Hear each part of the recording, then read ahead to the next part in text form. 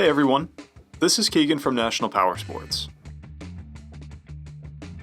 This 2020 Can-Am RYKER Rally Ace with 446 miles passes New Hampshire State inspection and runs well.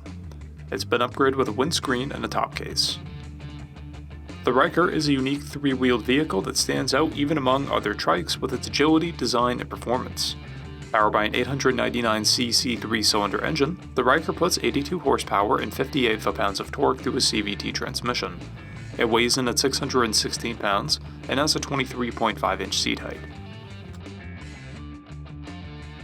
To see everything we know about this vehicle, including full mechanical and cosmetic condition reports, the service repair order, high-resolution photos, and more, please visit the listing on our website.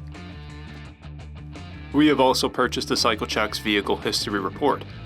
You can view this report by clicking the link on the right side of the video.